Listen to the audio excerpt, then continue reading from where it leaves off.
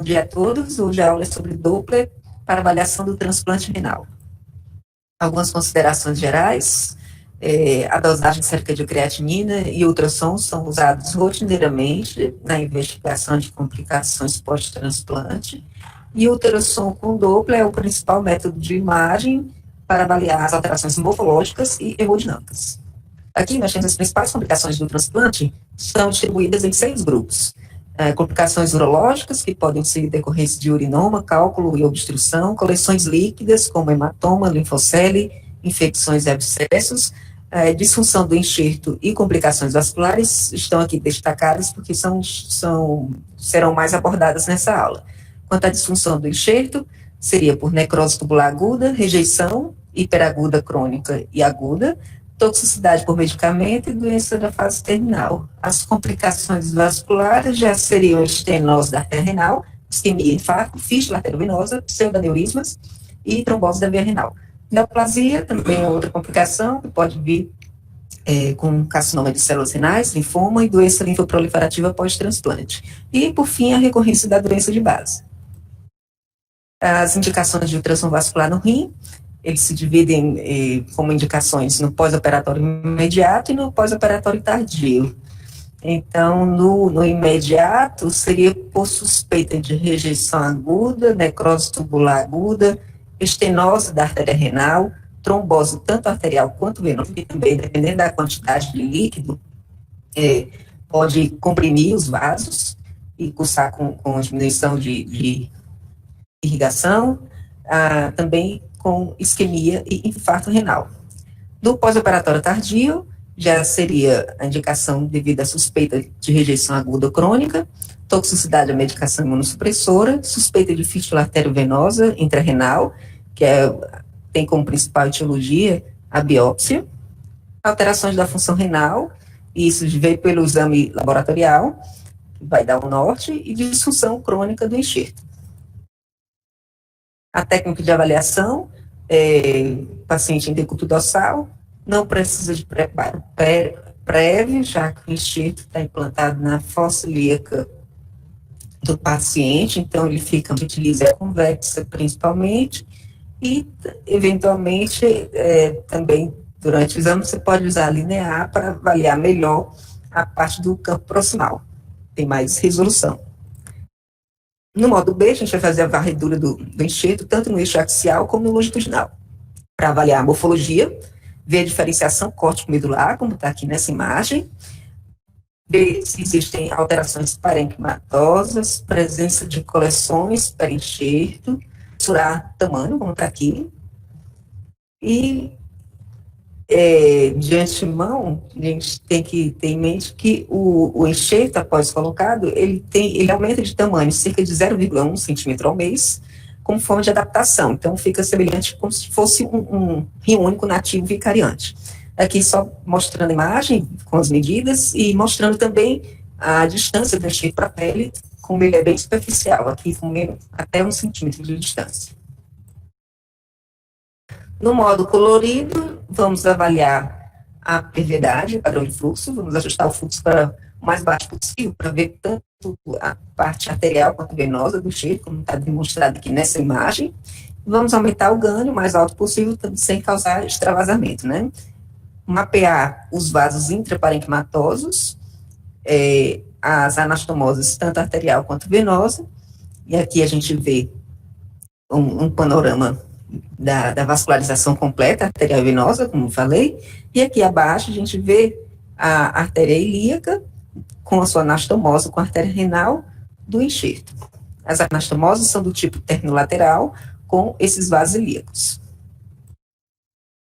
No modo espectral, vamos avaliar a morfologia de onda. Então, os locais de estudo principais são os vasos intraparenquimatosos, como está demonstrado aqui, no estudo da artéria arqueada, a artéria renal do enxerto, o local da anastomose com a artéria ilíaca comum, e além dos locais suspeitos de aumento de velocidade. Então, se tiver algum mosaico de cores, você também vai avaliar nessa região.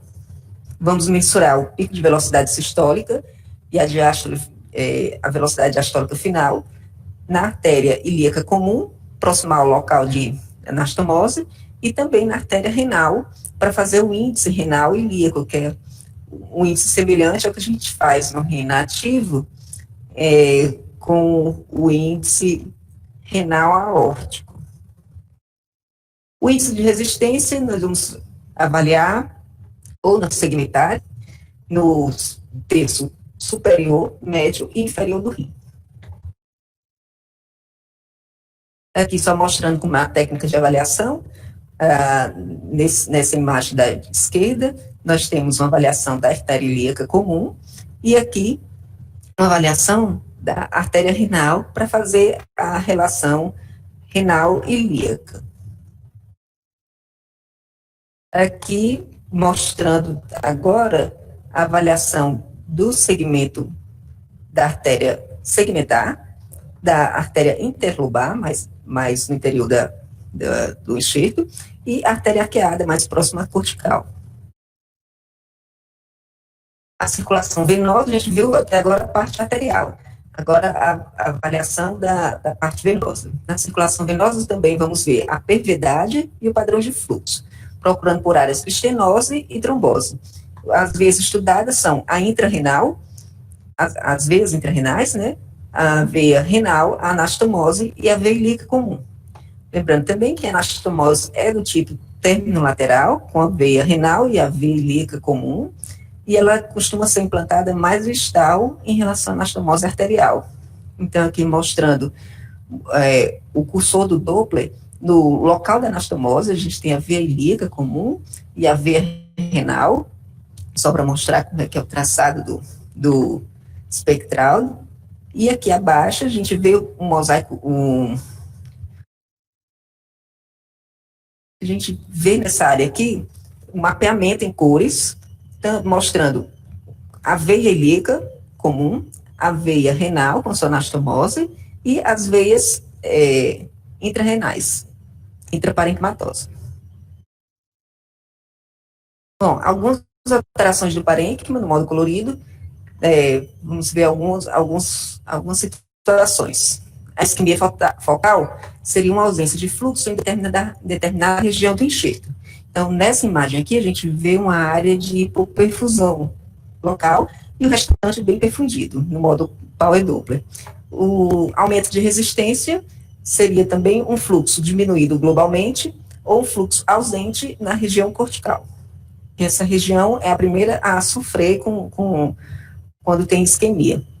No Power Doppler, com sonda linear, seria a melhor modalidade de avaliação da perfusão cortical. A região com alteração que seria uma região com alteração precoce nas disfunções do enxerto, que seriam, no caso de rejeição aguda, necrose tubular aguda, toxicidade à ciclosporina. Acima, a hipoperfusão focal, e abaixo aqui uma diminuição difusa da perfusão da camada cortical. Aqui está sendo visto na sonda convexa, mas na linear você vê com mais detalhes. A trombose arterial, vamos ver um fluxo ausente em todo o parênquima, como está demonstrado aqui nessa imagem, um enxerto sem nenhum fluxo, e aqui ao lado dele a gente vê no corte axial os vasos ilíacos. Trombose venosa já também seria um fluxo ausente na veia renal. Então, um enxerto costuma ter um aumento de tamanho e ficar mais hipoecogênico. Outra alteração do parênquima, fístula arteriovenosa, a gente espera um fluxo turbilhonado, como está demonstrado aqui nessa imagem abaixo, o padrão de espectro de onda da fístula. Aqui à direita a gente vê um ruído perivascular, que eu não acho a explicação, mas eu acho que seria por conta de frêmito. No final, eu só queria tirar essa dúvida aqui, por que fica esse artefato. E aqui abaixo mostrando a avaliação na artéria segmentar, mostrando que existe uma diminuição do índice de resistência que é esperado nos casos de fístula arteriovenosa. Agora, focando na estenose hemodinâmica também significativa da artéria renal, os locais, principalmente, que podem ser acometidos seriam na anastomose e no segmento proximal da artéria renal. Então, procuraremos aqui por redução de calibre, fluxo turbilhonado e aumento focal de velocidades. Lembrando que no pós-operatório imediato é esperado um aumento de velocidade fisiológica ou por vasoespasmo.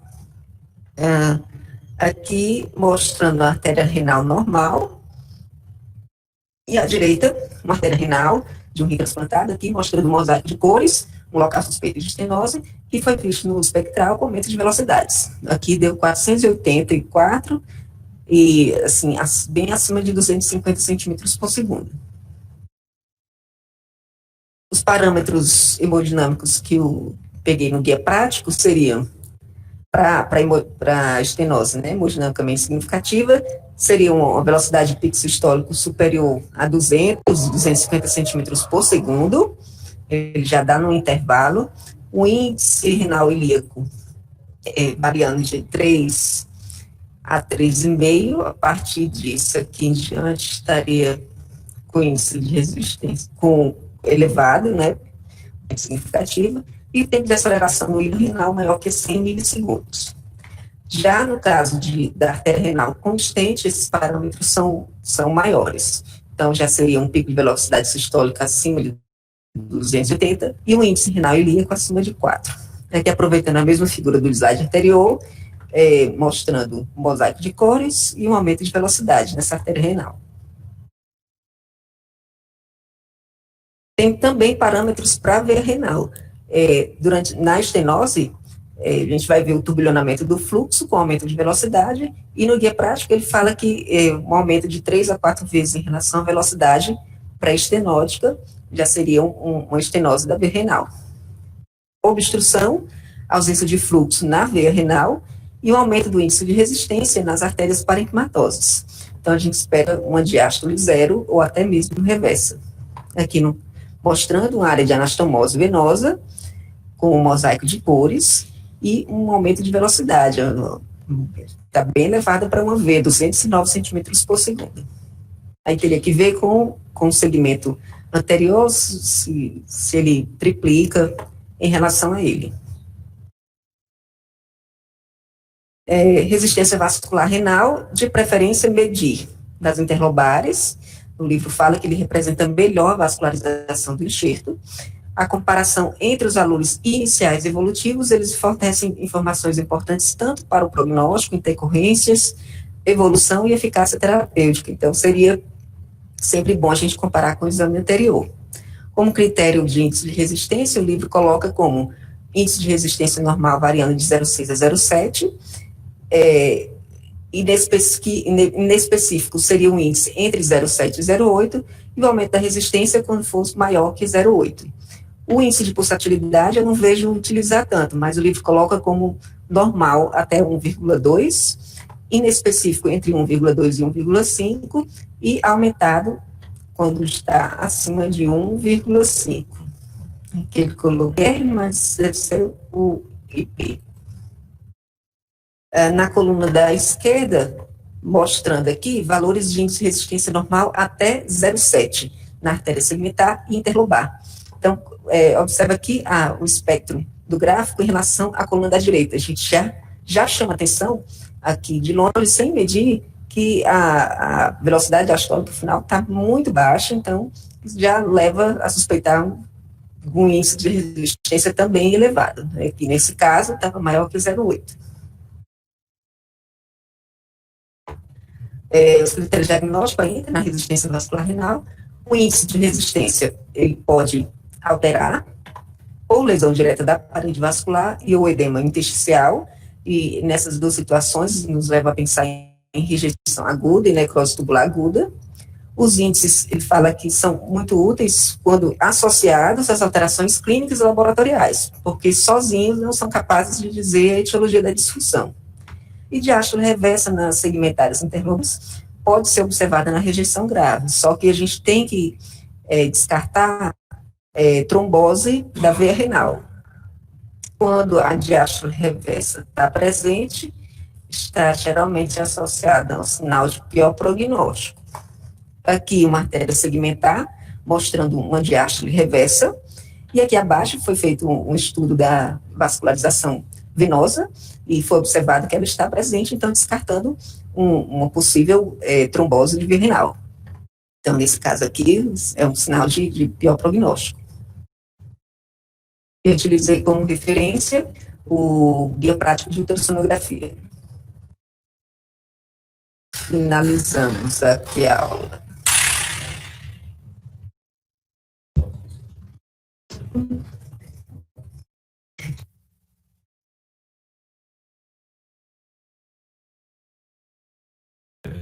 Muito bem, obrigado aí, a aula ficou bem elucidativa, mas algumas coisas eu quero colocar. Uma, em relação a onde colocar a amostra intrarrenal. Aqui a gente não usa muito arqueada, a gente usa principalmente segmentar e interlobar. Como você falou, interlobar ela vai dar mais informação a respeito de como está a vascularização na periferia do enxerto, né? Porque o índice de resistência é melhor avaliado ali, tá? A outra coisa, realmente a gente usa 200 como parâmetro, tá? E 3,5 a relação com a ilíaca. E a ilíaca aqui a gente tem usado mais a ilíaca, o pessoal da escola usa mais a ilíaca externa do que a comum, até por uma facilidade de fazer anastomose, tá? Tanto a veia quanto a artéria, né? A ilíaca externa, falei, não é isso? Que é a comum, então tá certo. E aí, respondendo naquela sua pergunta sobre a fístula artéria venosa, você queria saber por que fica aquele padrão, né? Aquele padrão ocorre quando você tem de um leito de alta resistência que vai diretamente para o leito de baixa resistência, tá certo? Então, isso aumenta a velocidade e aumenta o turbilhonamento, por isso fica daquele jeito. Não sei se eu consegui responder. Será essa a sua questão?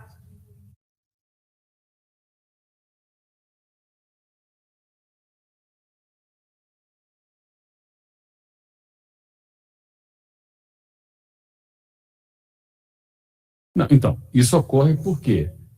Isso ocorre porque você tem um aumento focal ali da velocidade, certo? Que você sai de um leito que deveria ser de maior resistência, ele cai diretamente para um leito de menor resistência. Isso faz com que haja um turbilhonamento e um aumento focal da velocidade ali, tá certo?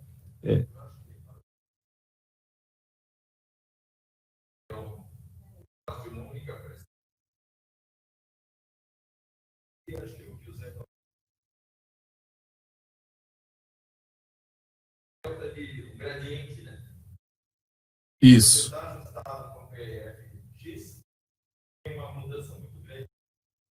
E agora eu entendi o que você quis falar. Na verdade, você não está perguntando muito do aliase, você está perguntando aquele ruído de fundo que aquilo ali é por Isso. Aquilo ali é por transmissão, tá? Como esse ruído de fundo ocorre por uma transmissão do som, né? É como se você tivesse batimento ali. Transmite, como se fosse uma propagação desse batimento para as estruturas adjacentes. No caso ali seria o seio renal, tá? Que é mais mole, mais frouxo, mole é feio, né? Mais frouxo o tecido, entendeu? E ele permite, você vê tanto que no parênquima, que é mais compacto, mais denso, você não enxerga tanto a propagação do som ali. E na porção posterior você vai justamente por isso. Porque você tem uma facilitação e o batimento, você tem da própria fístula arteriovenosa, porque você tem um aumento da velocidade, você tem uma propagação do som para lá. Você pega esse como se fosse um frêmito mesmo, né? Como se fosse um frêmito. Desculpa que eu não tinha entendido ali, não. Então é isso aí, tá bom? Eu acho que não ficou faltando muita coisa assim agora que eu lembro para comentar, tá certo? Quer fazer alguma... O Davi vai comentar um pouquinho.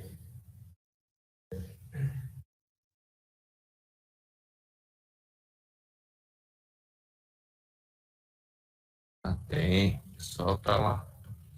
Bom dia, pessoal.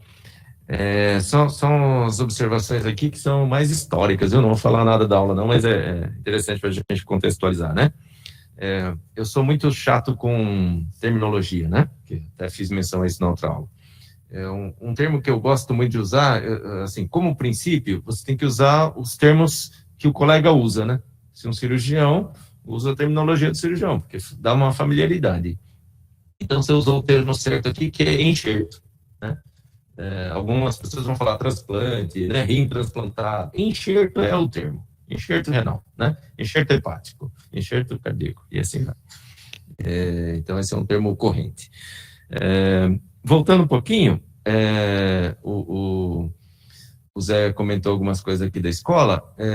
Neste quesito de transplante renal, a gente tem uma tradição enorme, né? Porque o transplante iniciou e os nossos grupos aqui já iniciaram, né, muito próximos do início aí mundial da técnica, né?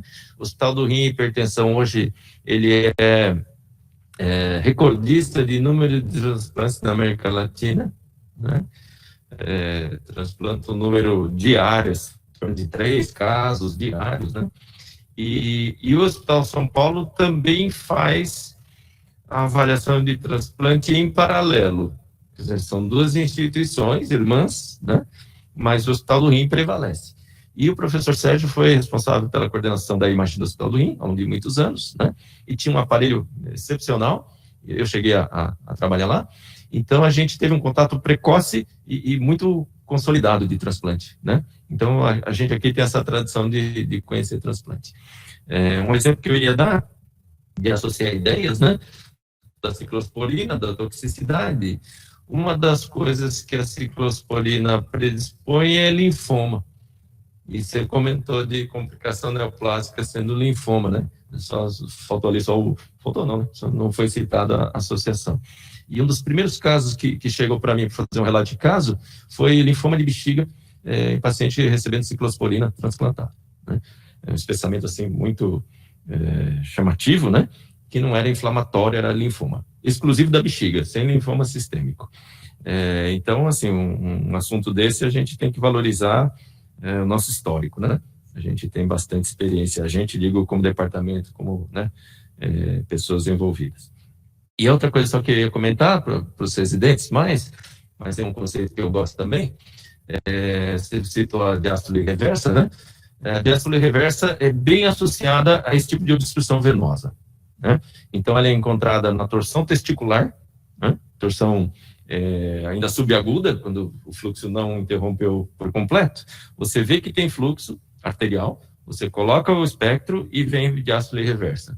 Assim como a torção ovariana, porque o mecanismo dessas torções, principalmente se a torção for parcial, né, ou subaguda, é que o obstáculo está na veia, né? É no leito venoso. É o mesmo mecanismo que você mostra aqui, né? Uma trombose da veia renal, de início o fluxo arterial está suprindo, mas tem uma resistência distal, né? E aí a diástole fica invertida. Então é bem típico, é uma coisa, um padrão para lembrar, porque é simples, né? Então é isso, e novamente te cumprimentar aqui, que está bem objetiva, né, a colocação, e transplante não é tão difícil, tecnicamente o acesso é bom, né? Então a gente tem uma certa obrigação de fazer um exame competente. Vamos terminar? Oi? É mesmo, ó. Temos aqui, o Zé está assinalando, o professor Ailka aqui está participando do chat. Obrigado aqui por prestigiar aí nossa aula. Se quiser.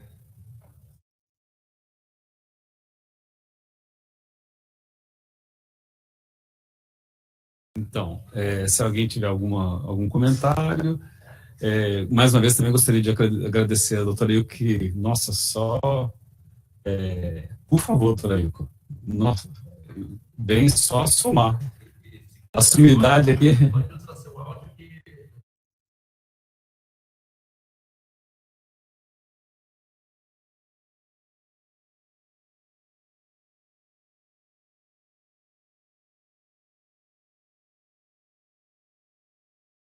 Não, mas pode escrever, doutora Ilka, se quiser também.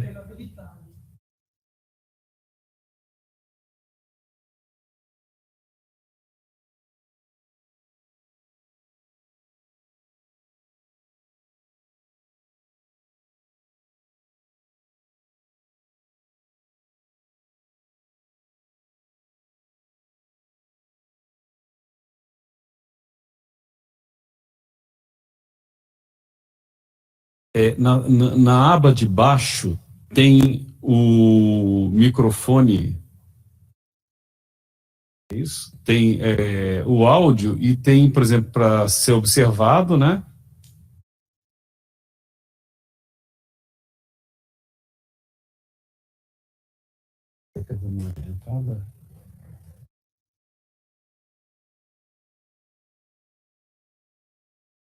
Bom dia, doutora.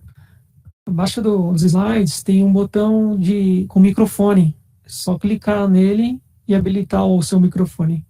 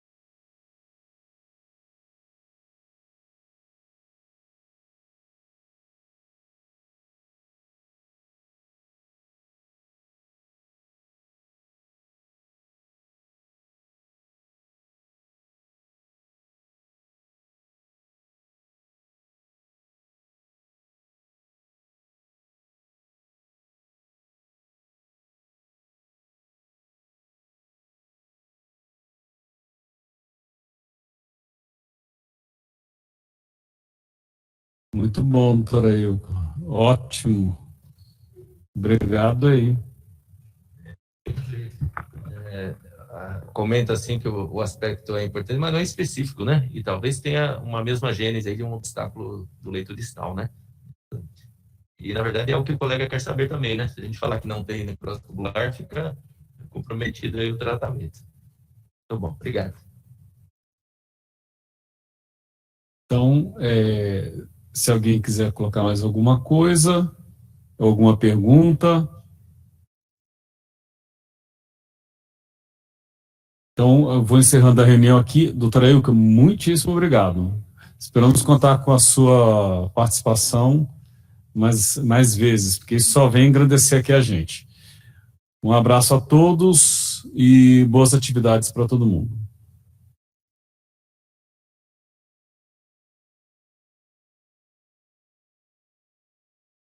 Eu que agradeço, Zé.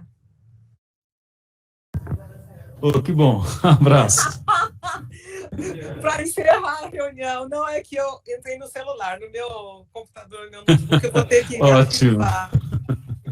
Mas, olha, desculpa, eu hoje não pude trabalhar, né, por uma situação pessoal aí. E aí, quando eu vi sua mensagem, que eu fui entrar, você já estava no final, mas eu pude perceber quando a palestrante estava mostrando o traçado da diástole reversa. Então, dá tempo de eu falar só mais uma coisa? Claro, o quanto você quiser. Obrigada. Não, é que, particularmente, eu comecei a aprender Doppler no início dos tempos, né, de Doppler, com rim transplantado, né? E realmente concordo com vocês em vários aspectos, né? É um exame que, no mínimo, nós temos que fazer muito bem feito, porque é um ótimo aprendizado. Através do rim transplantado, você aprende hemodinâmica, análise espectral, porque traduz vários tipos de situações que nós podemos encontrar através dos seus traçados espectrais, né? Agora, lá no Instituto de Radiologia, o protocolo que eu fiz, o Laurinho, naquela época, ainda estava lá, o Lauro Cavacani, foi analisar também as arqueadas, né? Porque nós tínhamos alguns casos de vasculopatia aguda do transplante que só eram observados no seu início, porque é um quadro que vai obstruindo as artérias arqueadas primeiro. O processo de rejeição começa da periferia, da córtex periférica, para as interlobares. Então, vai havendo uma agressão às arteríolas, nas artérias arqueadas, primeiro. Então, por isso, nós temos esse protocolo de avaliar as arqueadas. Só que nós só fazemos os primeiros 30 dias. Vocês estão me ouvindo? Estamos sim, nossa. Tá. Então, nós fazemos o protocolo nos primeiros 30 dias pós-transplante de todas as artérias, né? As segmentares, as 3 principais, as 3 interlobares e as 3 arqueadas. Depois dos 30 dias, nós utilizamos um método aleatório, assim. Nós fazemos, particularmente eu fazia a segmentar inferior, a interlobar média e a arqueada superior. Porque aí já não há tanta necessidade, já passou a fase aguda, né, de necrópsula aguda, rejeição aguda. Então, aí é só uma questão mesmo de controle. De resto, eu acho que não tenho mais nada a acrescentar. Eu não pude assistir a aula toda, mas adorei poder participar, viu? Já aprendi várias coisas aí, só com o pouco que eu assisti, tá bom? Com pouco tempo, né? Tá bom? Muito obrigada, queridos. Eu que agradeço, como sempre, só acrescentando. Obrigado, Rodrigo. Um prazer, viu, Zé? Viu? Muito obrigado. Prazer é nosso. Obrigada. Então, vamos encerrando agora. Levando para casa, então, isso que a doutora Eika falou, né? Não só interlobar, eu tinha falado que ver as interlobares, mas olhar também as arqueadas, né? Além das segmentares, né? Que faz parte. Muito... Tá. Obrigada, gente. Valeu. Um abraço aí. Um abraço. Obrigado. Tchau. Valeu. Tchau, tchau. Parabéns, Estela.